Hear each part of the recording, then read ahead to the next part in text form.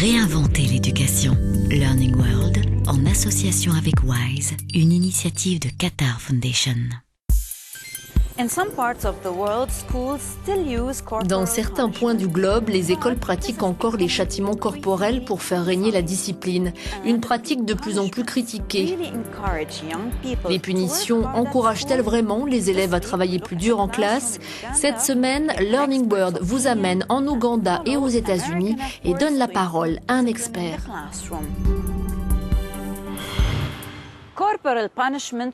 Les châtiments corporels étaient une pratique courante dans les salles de classe. Aujourd'hui, elle est interdite dans 31 pays, y compris l'Ouganda. Mais la loi n'est pas toujours appliquée. Selon une étude, 81% des enfants scolarisés dans le pays sont toujours soumis à ces punitions physiques. Reportage.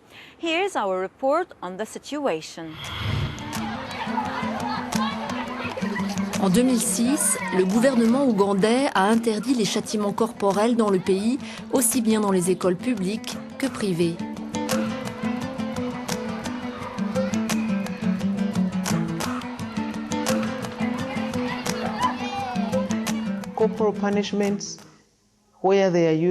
La pratique des châtiments corporels témoigne d'un manque d'organisation. Il faut au contraire montrer de l'amour envers les enfants. Ce sont des cadeaux de Dieu. Quand il y a de l'amour, vous n'infligez pas de douleur. Il faut de l'amour et de la communication.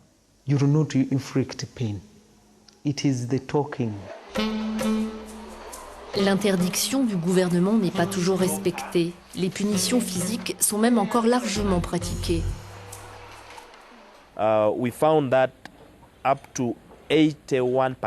Nous avons découvert que 81% des enfants, surtout dans les écoles primaires, ont reçu de mauvais traitements qui les exposent à des blessures émotionnelles, physiques et détruisent leur estime et leur confiance dans leur capacité d'apprendre et de devenir des citoyens responsables.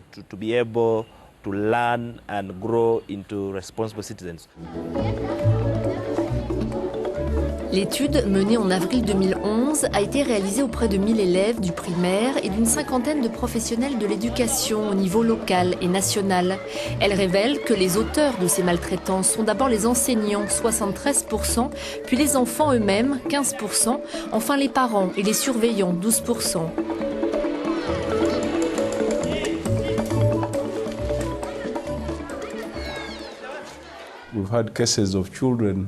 Nous avons eu des cas d'enfants dont le dos avait été brisé, qui ont souffert de paralysie à cause de ce que les gens veulent appeler des punitions. La loi du silence règne chez les enfants victimes de mauvais traitements. Ils ont peur d'être chassés de l'école ou que la situation s'aggrave si l'enseignant en est la cause. Dans les autres pays, les enfants apprennent sans être frappés. Pourquoi ce ne serait pas le cas en Ouganda? Je ne sais pas. Je pense qu'on peut parler aux enfants d'une manière bienveillante. Quelqu'un qui les aime, quelqu'un en qui ils ont confiance et qui les écoute.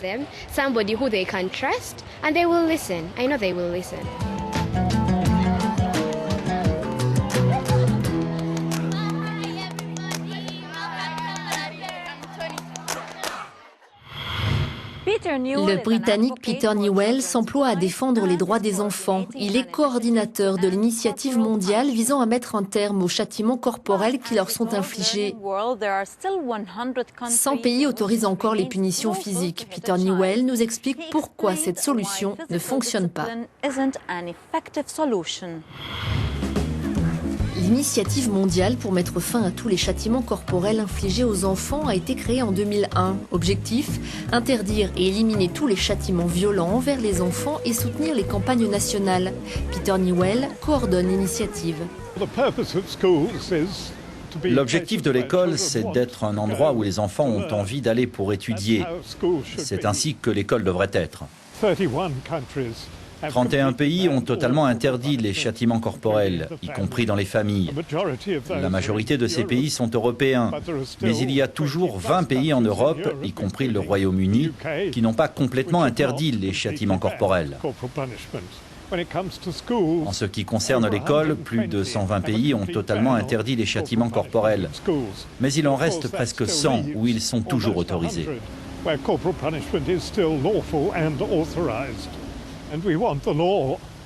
Nous souhaitons une loi. Tous les pays ont des lois contre les agressions criminelles. Tous les pays ont maintenant admis qu'il est interdit de frapper les femmes. Les enfants sont les seuls aujourd'hui dans la société qui n'ont pas cette même protection légale.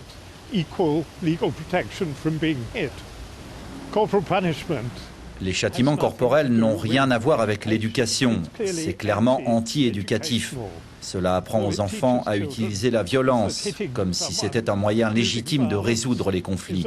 Nous ne voulons pas que nos enfants apprennent cette leçon.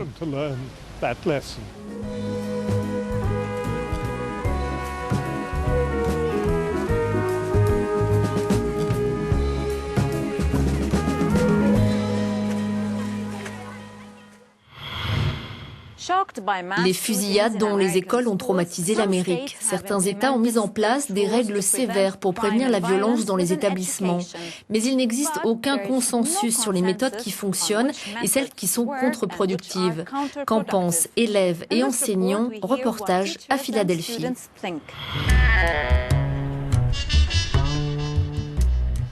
Les faubourgs de Philadelphie sont tristement célèbres pour leur taux élevé de criminalité. Pour que la violence, la drogue et les armes restent en dehors de l'école, la circonscription scolaire a adopté des règles disciplinaires très strictes. Détecteurs de métaux, agents de sécurité, expulsions ou maisons de correction, autant de mesures pour empêcher ou éradiquer les mauvaises conduites. Des pratiques proches de la tolérance zéro appliquées dans les écoles américaines après le massacre de Columbine.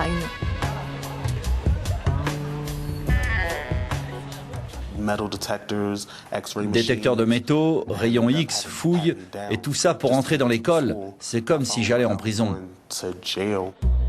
Kensington High School, c'est 400 élèves. Plus d'une centaine ont déjà été expulsés depuis le début de l'année, des incidents liés à des armes. Le principal de l'établissement a vu une élève se faire poignarder sous ses yeux dans les couloirs du lycée. Elle nous explique pourquoi elle a adopté de telles mesures.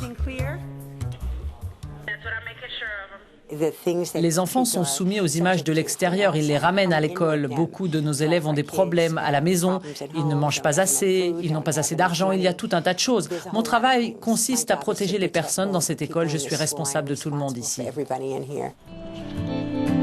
Alex a été expulsé de Kensington High 2 mois avant la fin de l'année scolaire. Il avait 17 ans. Il a perdu 2 ans et sa confiance dans le système scolaire.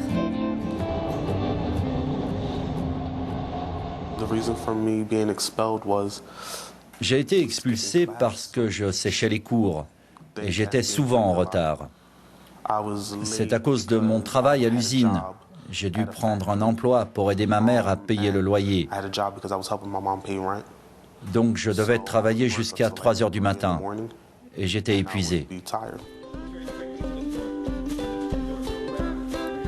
Alex est aujourd'hui de retour à l'école. Il étudie dans une école expérimentale où les enseignants prennent soin des élèves qui luttent pour apprendre et ses notes sont bonnes. Il passe aussi du temps avec une association étudiante qui est contre les pratiques de tolérance zéro. Ici, il a rencontré Yvonne, 17 ans, qui a dû faire face à des mesures disciplinaires sévères dès l'âge de 12 ans. Après une dispute avec un enseignant, elle est arrêtée, sortie de l'école menottée et envoyée dans une maison de correction.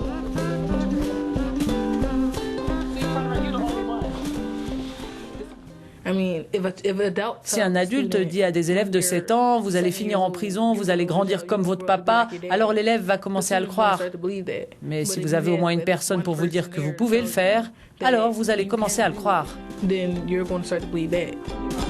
Alex et Yvonne rêvent d'aller à l'université.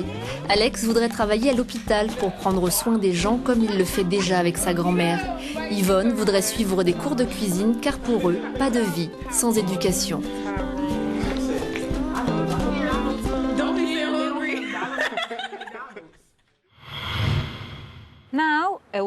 À présent, un mot concernant notre sondage sur l'éducation en dehors des sentiers scolaires. La majorité des votants se sont prononcés contre cet apprentissage.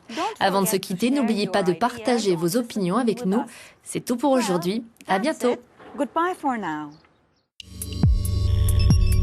Learning World, en association avec WISE, une initiative de Qatar Foundation.